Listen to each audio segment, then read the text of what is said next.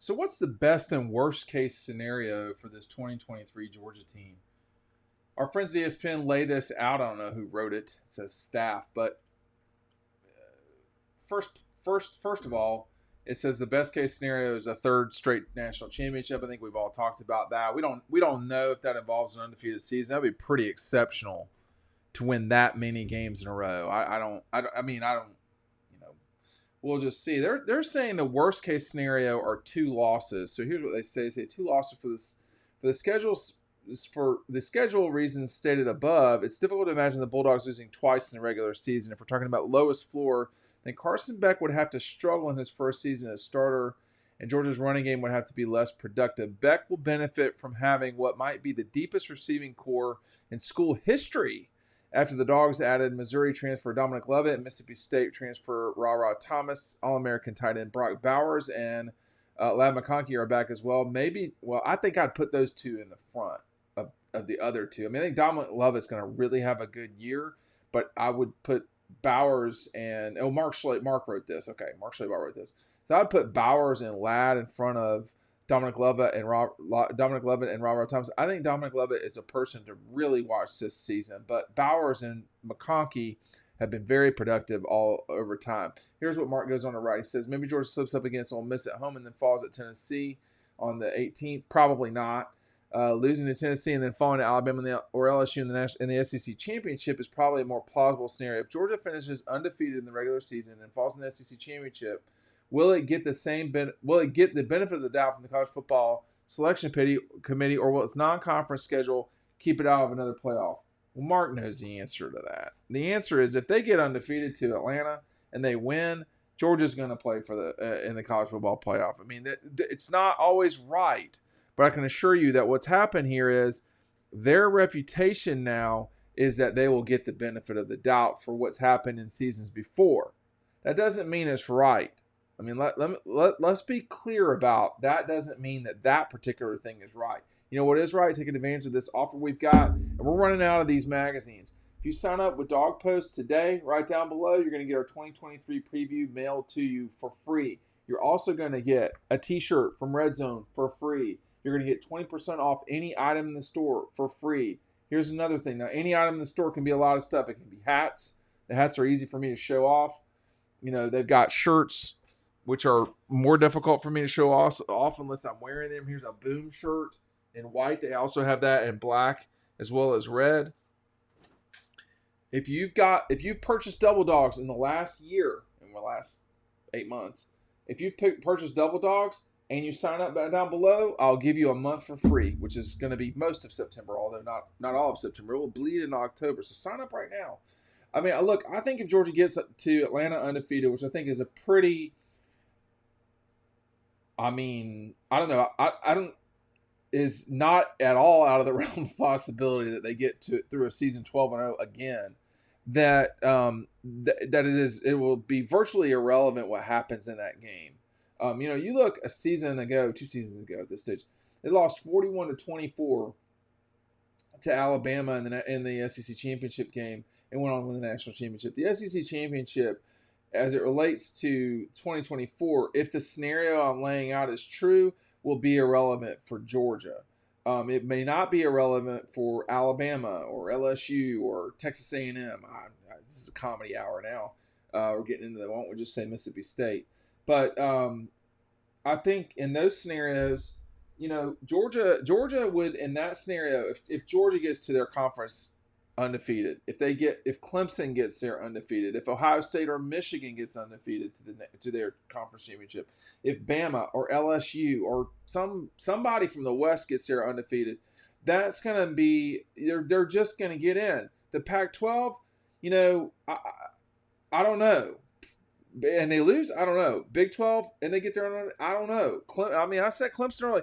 A lot of this has to do with what your reputation is, not necessarily how you play. And I don't think that's right, but it is what it is. And it's, there's nothing we can do about that. But I think what is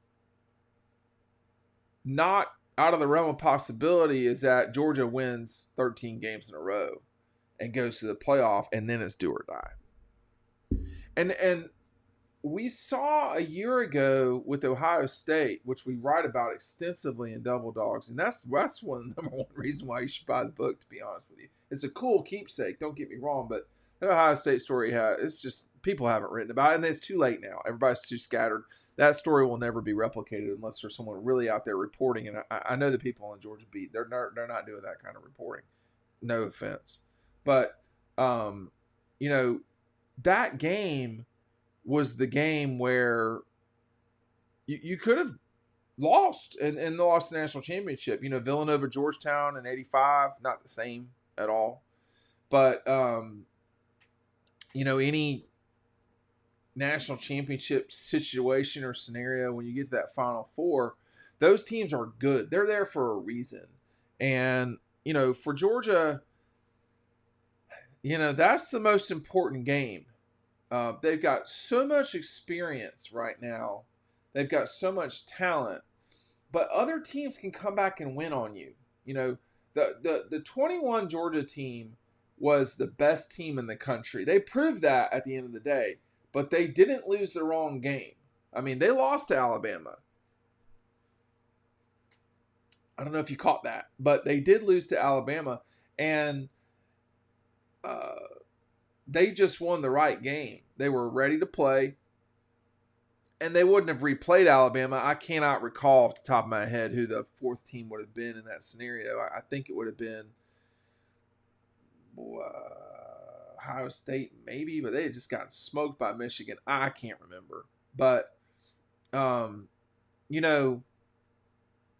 Ohio State went through the back door to get the playoff this last time. And, that's a way to do it. I mean, Auburn in 13, they went through the back door to play for the national championship because Ohio State lost in the Big Ten championship that day. Florida in 06, backdoor, 96, backdoor. Doesn't mean you didn't earn your spot to be there. You won when you needed to. But whoever's in the Final Four, they can win it. I mean, there's some scenarios where, like Washington in 16, nah. And probably anytime Notre Dame's been in it lately, no, they can't, And I know I don't hate Notre Dame. I don't care, but it's pretty evident they are not like other schools, but they have been in the playoff twice, I think, or was it only once? No, 20 and 18. And they definitely did not belong in 18. But Oklahoma didn't either. So you can lose those games. You maybe all four teams can't win the national championship. But like TCU probably was never going to win the national championship a season ago. But they took out Michigan, and that would have been a tougher, playing a back-to-back against Ohio State and then Michigan. I mean, Georgia probably wins against Michigan. But maybe, it's not certain, right? I mean, that's the thing is the best case scenario for Georgia, the best case scenario is winning 15 games in a row, hoisting the national championship trophy, closing out the modern day college football playoff with Georgia winning 3 in a row, and the SEC winning 5 in a row. That would be the ultimate stamp on this era of college football where, I think 7 of the 10 national championships or whatever it is would have been all but Ohio State, Clemson, and Clemson. They would have all been Southeastern Conference teams.